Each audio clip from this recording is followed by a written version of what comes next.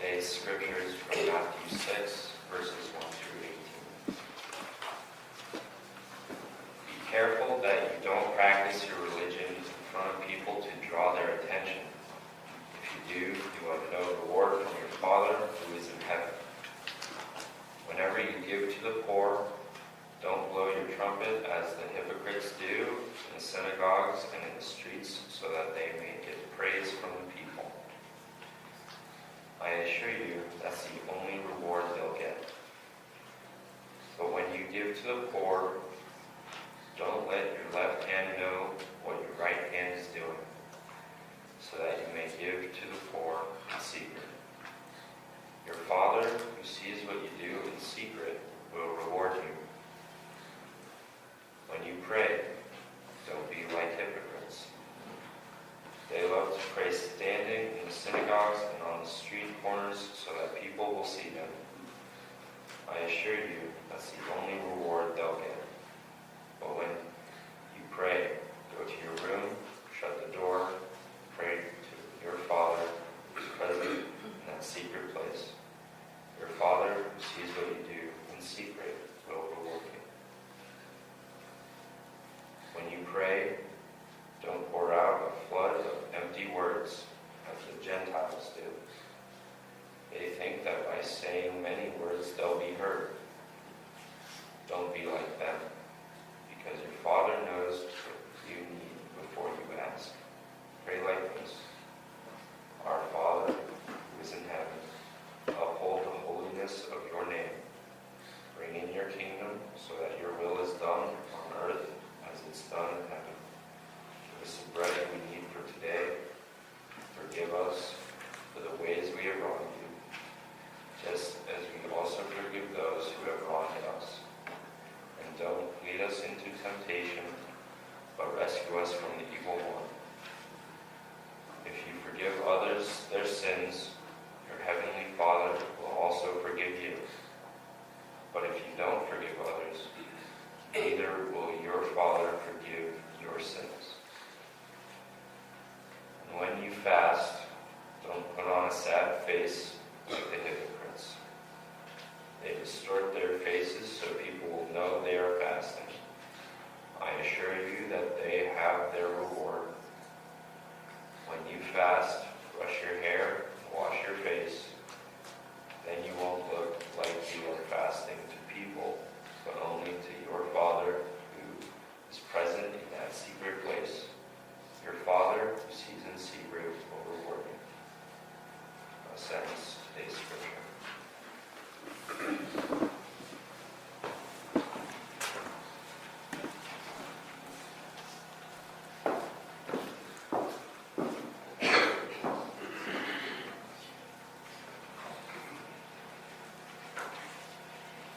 You know, that old saying, practice makes perfect. I read something not long ago that said practice isn't make perfect, practice makes habit. And that makes sense, right? It's not perfection that we can ever get out of practice because no one's perfect, so to speak. I mean, there is that college basketball player who practices free throws 3 or 4 or 6 hours a day. And so they rarely miss, but they do sometimes miss, even though they practice as much as you could possibly practice. So they know what to do, they know where to stand, they know how to throw the ball so that most of the time it goes in, but not always. So practice makes habit rather than perfection. And as I told the kids, you probably remember times from your childhood when you were forced by parents or teachers or coaches to practice the fundamentals, so we call them, right? Whether it was piano or dance or clarinet or baseball or basketball, football, we were told to practice those boring old basics, like playing scales or fielding ground balls or running sprints, whatever it might be. Tedious work, rote work, but fundamentals are the foundations to success, right? That's one thing that I think Jesus is getting at in this week's reading, at least an undercurrent of that. The importance of the spiritual practices, and he lists 3 of them in this Sermon on the Mount. There are others, but in this particular Sermon on the Mount, he says, the spiritual practices we need to work on are giving to those in need, praying and fasting. He says more than once in this reading that Morgan just read for us, that if these are practiced humbly and without show, that your Father in heaven will reward you. That's a repeated phrase in this section. But then he goes on into the more difficult part of this reading. It's more than just the fundamental practice of these disciplines that Jesus is adamant about. He says, yes, practice them, but do not let anybody know you are. Don't make a show out of it. Practice them in private, behind closed doors.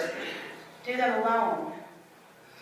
He says that change in the outside world can only happen if the disciples first withdraw to an inner world, to an inner connection with God, and that maybe connecting inwardly with God will lead to results openly. I get the importance of spiritual disciplines, and I think that many of us are not as dedicated as we might like to be to some kind of serious practice time that might be required in some of these spiritual practices that Jesus mentions. I mean, if you're comparing the time you spend practicing the fundamentals of giving to others in need or praying or fasting versus the amount of time you spent mastering some other skill, like playing the piano or some other talent that you might have honed over the years, sometimes if we added up the tally of time spent doing those, the time we've spent practicing spiritual fundamentals might end up with less time clocked in. And when I think about how many hours I encouraged my own child to practice his music lessons or singing lessons or run lines for a show, instead of giving him the same amount of encouragement to practice praying or giving to others, well, I come up pretty short in the practice your religious fundamentals as a parent myself. When I was in seminary, we had to work on some sort of self-improvement goal. And the thing they suggested to us, and many of my colleagues did, was to go to counseling and work through the counselor with something, that's kind of hindering you from being fully yourself in ministry. And I didn't choose to do that. I chose to work on spiritual disciplines instead, because at that time I was very afraid of praying in public. And quite frankly, I didn't really understand prayer very much. And so I thought, well, I'm going to do this. I might need to work on that. And so I decided to come up with some activities that would force me into quiet contemplation, and then during those activities, maybe I could begin the spiritual discipline of reciting a psalm or saying a short prayer or saying some sort of mantra. So the activities I came up with were swimming laps, and they don't really go together, just so you know. Swimming laps and baking pies and knitting. And so when I was swimming, I would recite the King James Version of Psalm 23 that I learned in Sunday school. Mostly the lines, thou anointest my head with oil, my cup runneth over, go into the water, right? And when I decided to bake pies, it was mainly because I remember watching my mom bake all these cream pies when I was a kid. And I remember how much time she just had to stand there at the stove to make the pie, because she made the crust from scratch, and so that takes time to make the crust and roll it out, place it in the pie pan. But mostly, if you make a cream pie, you have to stand at the stove forever and allow the liquid to thicken, right, in the double boiler. You have to turn it into custard. And so standing there a long time is what you do when you're baking that kind of pie. And that kind of time gives you plenty of solitude to learn to somehow talk to God. To just let your mind wander to what God might be saying and doing in your life. And be okay if your mind does race around. That's what some people tell me. They can't pray because their minds race so much. Well, yeah. And there was something really, to me, just about the practice of intentionality, of not being able to leave the pie prep. I mean, I had to just stand there and stir. Something about that intention of not being able to walk away was a great connection for me. And I had never done any kind of knitting before, and so I started that too. We had a prayer shawl ministry at the church I was attending at the time. And so they showed me how to knit a prayer shawl and pattern that was knit 3, purl 3 as a discipline practice. And that very easily allows you to say something over and over again in that pattern of 3 be like creator, redeemer, sustainer, love, joy, peace. Although sometimes I just said Harry, Ron, Hermione, I admit. Some of you know that. But that little space of being able to just say 3 words allowed me to learn the power of saying a mantra over and over again as a way to connect to God. I mean, that's the power of the Catholic Rosary, right?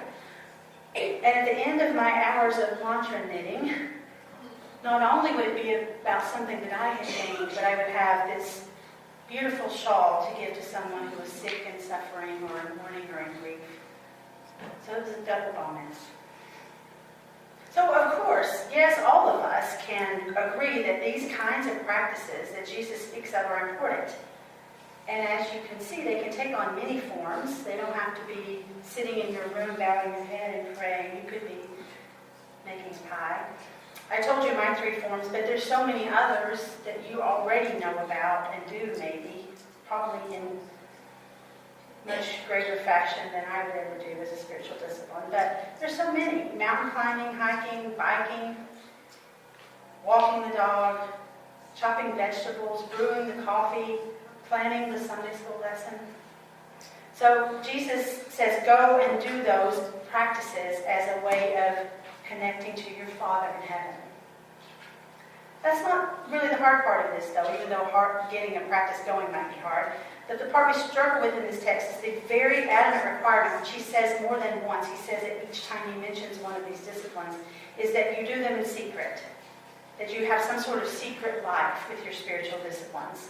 Jesus is suggesting here that we not tell anyone or be with anyone when we pray, fast, or give to the needy. So I've broken Jesus' law already by telling you what mine were. I mean, it sounds like in chapter 6, Jesus suggests the way we truly become agents for change is by withdrawing from the world and letting no one know that we are praying and fasting and giving. And just like everything else from this Sermon on the Mount we've been looking at for the last few weeks, it's counterintuitive to what we see as a practice that we would do as people who come together as a faith community each week. I mean, a lot of these practices we do together here in this place. We publicly pray together. We publicly give together. Jesus is saying, no, you need to do that on your own. Not so much in public. Maybe on your own with your door shut. And if you look at the story of Jesus' ministry, he did do both. He didn't only do things in quiet, or we would know nothing about Jesus. If you look at the story of his ministry, he was constantly going back and forth between the two. He would be among the people, healing the sick. He would be teaching in the temple. And then immediately he would go and withdraw, or try to withdraw, and try to be alone for a while. So I think part of what we can focus on this week in this passage is that it's not all about being active and being public in what we do with our faith. Our practices of connecting to God isn't all supposed to be a program or an activity designed to draw people around us. That one of the most important ways we can become true disciples is to really withdraw from all that public energy and be alone with God in intentional ways, working on deliberate, intentional paths of finding God within. That perhaps more than anything is the sort of intention that will help us on our road to becoming true disciples. I think I've mentioned this before here, but I heard in some sort of retreat setting or conference I was at one time that it was about Sabbath building, like creating Sabbath space for yourself. And one suggestion in that retreat setting or conference was that church leaders offer a time of Sabbath or rest to our buildings as well. That the building should be closed and off limits for one day so that the space too could withdraw and just be. I suggested this at my church I was at the time, and I got some funny looks, and we didn't do it. But I do think there might be something to that idea, when you think about it, of allowing the space around us to not be programmed, but just still and quiet. And actually, for all of us here, it might work better to think about doing that at home. It's the fasting discipline, actually, that's at work here. What if we didn't listen to our radio or our TV or any noise at all at home for a day, not the computer, but just allowed the house and everything in it to be still? Would that open up God to us in a new and different way? I don't know. Jesus is saying that we find spiritual disciplines to intentionally practice. And that day after day, practice after practice, with deep connection being our primary purpose, that perhaps we become a new Christian, a deeper disciple than we were before. Jesus suggests that we do recognize that it takes time to hone the skill of being inwardly connected to God. And that it's something that only we can do by ourselves as a practice. After all, you don't immediately run a 10K without training for it, so it does require some sort of intention. Jesus suggests that we think of these spiritual disciplines just like we would training for a 10K. Steps that you need to take to get to your goal. And practicing regularly then creates in us a habit. And that becomes a way to reach the goals we have. Many of you know that once you start, for example, an exercise routine, you really miss it when you don't get to do it. I mean, I'm sure your life changed dramatically, Penny, when you couldn't do the things you normally did because of your foot.